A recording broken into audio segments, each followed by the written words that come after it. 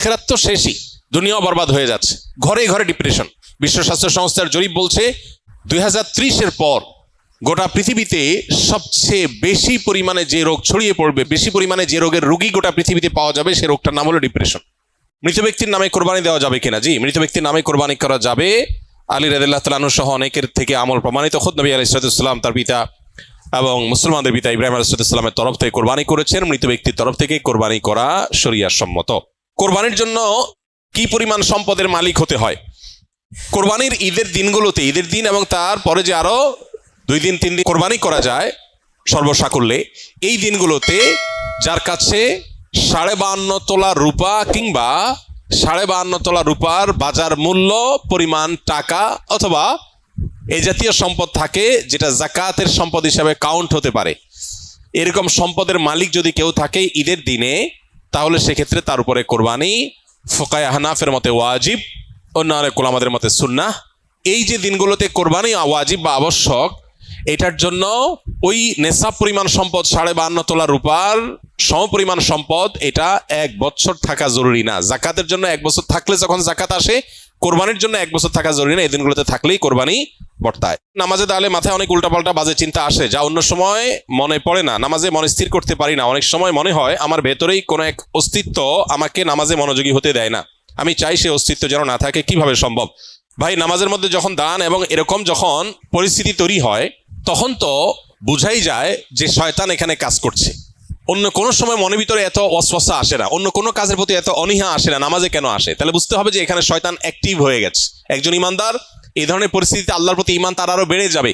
এক সাহাবী এসে জিজ্ঞাসা করেছিলেন, ইয়া রাসূলুল্লাহ, আল্লাহ সম্পর্কে আমার মনের মধ্যে বাজে চিন্তা আসে, আমার পেরেশান হয়। তখন নবী করিম সাল্লাল্লাহু আলাইহি সাল্লাম বলেছেন, যাকা নাফসুল ঈমান, এটাই তো ঈমান।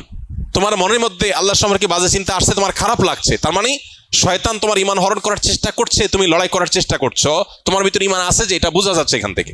তো নামাজের মধ্যে বাজে চিন্তা আসাটা, কোরআন যে প্রতি পাতায় পাতায় শয়তানের অস্তিত্বের ব্যাপারে আমাদেরকে সতর্ক করেছে। আল্লাহ যে বলেছেন আমাদেরকে যে ফাত্তাখিযুহু আদুওয়া, শয়তান তোমাদের শত্রু, তাকে শত্রু হিসাবে গ্রহণ করো। আল্লাহ যে বলেছেন আদু মুবিন, সুস্পষ্ট শত্রু, যার শত্রুতা আমরা অনুভব করতে পারি। নামাজে দাঁড়ালে টের পাই যে সে অ্যাক্টিভ হয়ে গেছে, কাজ শুরু করে দিস। তাহলে আল্লাহর প্রতি ঈমান আরো বেড়ে যাবে এবং শত্রুতা থেকে বাঁচার জন্য আল্লাহর কাছে আশ্রয় আরো বেশি মনে মনে কামনা করবো। ইনশাআল্লাহ বিদিনিল্লাহ, এর মাধ্যমে আল্লাহ তাআলা আমাদেরকে হেফাজত করবেন। এরপরে যদি ইচ্ছার বাইরে কারো মনের মধ্যে এরকম কিছু চলে আসে যেটা তার নিয়ন্ত্রণে না, সে চেষ্টা করবে সরায় আনার জন্য। এটুকু হলে ইচ্ছার বাইরে যেটুকু মন নামাজের বাইরে চলে গেছে, এর কারণে গুনাহ হবে না। আর আল্লাহ সম্পর্কে বাজে চিন্তা, এটা এখন ঘরে ঘরে জনে জনে শত শত হাজারো মানুষ আমাদের কাছে কাগজ লিখে দেন যে আল্লাহ সম্পর্কে বাজে চিন্তা আসছে। যে পরিমাণ শিরক হয়, যে পরিমাণ শয়তান অ্যাক্টিভ হওয়ার মতো কার্যক্রম আমাদের সমাজে চতুর্পাশে হতে থাকে, এর দ্বারা আমরা প্রভাবিত হই, যার ফলশ্রুতিতে আমাদের ঈমান হরণ করবার প্রতিনিয়ত চেষ্টা করে শয়তান এবং তার দোসররা। এই জন্য আল্লাহ তাআলার কাছে পানা চাইতে হবে। বিশেষ করে এই ধরনের চিন্তা যখন আসে, নবী সাল্লাল্লাহু আলাইহি ওয়াসাল্লাম শিখিয়েছেন বাম দিকে 3 বার প্রতীকী থুতু, মানে শুয়ের আগার মতো ফোটা মতো এরকম থুতু 3 বার বাম দিকে ফেলা, এবং সেই সাথে আউযু বিল্লাহি মিনাশ শাইতানির রাজিম, শয়তান থেকে আল্লাহর পানা চাওয়া, এবং আমানতু বিল্লাহি ওয়া রাসূলিহি, এভাবে পাঠ করা। এগুলোর মাধ্যমে ইনশাআল্লাহ শয়তানের ওয়াসওয়াসা থেকে মুক্তি লাভ করা যাবে। এটা নামাজের বাইরের কথা বলেছে। নামাজের মধ্যে আল্লাহর কাছে মনে মনে পানা চাইবেন এবং শয়তানের সাথে সংগ্রাম করে নামাজের দিকে মনোযোগ দেওয়ার চেষ্টা করবেন, এটাই যথেষ্ট ইনশাআল্লাহ। আমি নিজের কিছু বদভ্যাস ছাড়তে চাই যা অনেক লম্বা সময় গড়ে উঠেছে, যেমন অতিরিক্ত ফিকশনাল বই পড়া, মুভি দেখা ইত্যাদি। মাঝে মাঝে মনে হয় আমার মানসিকতা বিকৃত হয়ে গেছে, আগে যে স্মরণ শক্তি ছিল তা নেই, মনোযোগ থাকে না, বিনা কারণে রাগ ওঠে, প্রোক্রাস্টিনেশন, সময়ের কাজ সময়ে না করা ও ডিপ্রেশনে ভুগছি। কিভাবে এসব থেকে পরিত্রাণ পেতে পারি? আধুনিক পৃথিবীর বেশিরভাগ মানুষ এই রোগে আক্রান্ত।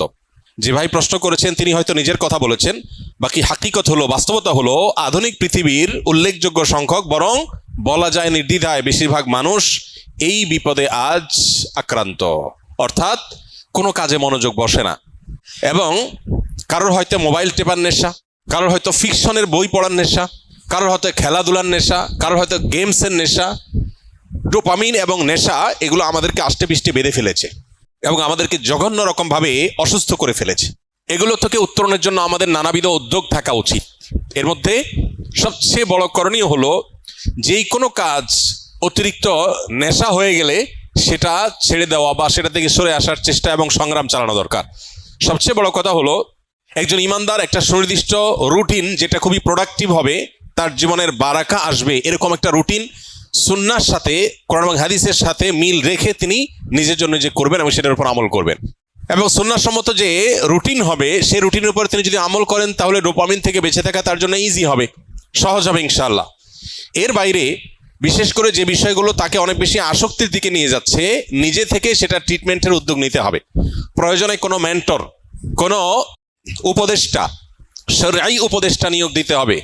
নিয়োগ দেওয়া মানে বেতনভিত্তিক নিয়োগের কথা না, মানে কাউকে ফিক্স করা উচিত যে আপনি আমাকে গাইড করেন, যিনি কোরআন এবং হাদিসের আলোকে বিচক্ষণতার সাথে আমাকে গাইড করতে পারবেন। তাহলে সেক্ষেত্রে এই গাইডলাইনগুলো মানুষকে অনেক সময় হেল্প করে, নিজেরটা নিজে অনেক সময় করে উঠতে পারে না।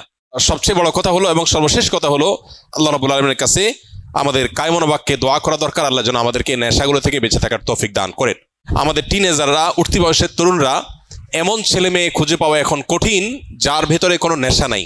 প্রত্যেকে নানান নেশায়, নানান রকমের বদভ্যাসে আজ আক্রান্ত হয়ে গেছে। আধুনিক পৃথিবীর যে সমস্ত মায়া জাল আছে এগুলো থেকে কে কতটা দূরে থাকতে পারছেন, স্মার্টফোন থেকে, সোশ্যাল মিডিয়া থেকে কে কতটা দূরে থাকতে পারছেন, এটার উপরে অনেকখানি নির্ভর করে আজকালকার যে সমস্ত ডোপামিন, যে সমস্ত আসক্তির বিষয়গুলো ছড়িয়ে ছিটিয়ে আছে এগুলো থেকে বেঁচে থাকাটা। এই জন্য মোবাইল ব্যবহার করলেও সেটা লিমিটেড টাইমে ব্যবহার করা উচিত। সোশ্যাল মিডিয়ার ব্যবহার করতে হলেও নির্দিষ্ট সময়, আজকাল অনেক অ্যাপ আছে যে নির্দিষ্ট সময়ের পর এটা লক হয়ে যাবে, সেগুলো ডাউনলোড করে আপনি লক করে ফেলেন। নিজের ব্যাপারে নিজের বিভিন্ন রকম বাইন্ডিংস আনেন। এটা ছাড়া আমরা কেউ আসলে রক্ষা পাবো না। আখেরাত তো শেষই, দুনিয়াও বরবাদ হয়ে যাচ্ছে। ঘরে ঘরে ডিপ্রেশন। বিশ্ব স্বাস্থ্য সংস্থার জরিপ বলছে 2030-এর পর গোটা পৃথিবীতে সবচেয়ে বেশি পরিমাণে যে রোগ ছড়িয়ে পড়বে, বেশি পরিমাণে যে রোগের রোগী গোটা পৃথিবীতে পাওয়া যাবে, সে রোগটার নাম হলো ডিপ্রেশন। আমরা একদিকে দেখতে পাচ্ছি সুখের উপকরণ, নানাবিধ উপকরণ সুখের, এগুলো দিন দিন বাড়ছে। আবার অপর দিকে দেখতে পাচ্ছি পৃথিবীতে দুঃখী মানুষের সংখ্যা, ডিপ্রেসড মানুষের সংখ্যা, পেরেশান মানুষের সংখ্যা, পরিমাণ দিন দিন বাড়ছে। একদিকে আমরা দেখতে পাচ্ছি একটা চিত্র সিনারিও যে সুখের বিভিন্ন আইটেমগুলো বাড়ছে, কতভাবে মানুষকে সুখ দেওয়া যায়, দুনিয়াটাকে জান্নাত বানানোর বা একটা দামি জান্নাত বানানোর একটা চেষ্টা, কসরত আমরা একদিকে দেখতে পাই যে কোনো ত্রুটি, কোনো কষ্ট যেন না হয় মানুষের, সব স্মুথ। এটা একটা সিনারিও। আর আরেকটা সিনারিও হলো প্রত্যেকটা ঘরে ঘরে, বড়রা তো আর বড়রা, মানব ইতিহাসে কখনো বাচ্চারা যেখানে ডিপ্রেসড এরকম ছিল না, এখন ঘরে ঘরে যত আধুনিক, যত উন্নত, যত অগ্রসর, তত বেশি বাচ্চাদের মধ্যেও ডিপ্রেশন বেশি পাওয়া যাচ্ছে, আত্মহত্যার প্রবণতা বাড়ছে। এটা আমাদেরকে বার্তা দেয় জাগতিক এই সমস্ত উন্নতি অগ্রগতির কোনো টুলস মানুষকে সুখী করতে পারে না। আলা বিজিক্রিল্লাহি তাতমাইন্নুল কুলুব, ঈমান এবং নেকামল ছাড়া, আল্লাহর কাছে আত্মসমর্পণ করা ছাড়া পৃথিবী সুখী হতে পারে না। মানুষ বহু কিছুকে ট্রায়াল করবে, কিন্তু তাকে ব্যাক করতে হবে দিন শেষে ইসলামের দিকে। আল্লাহ তাআলা আমাদেরকে বুঝার তৌফিক দান করুন।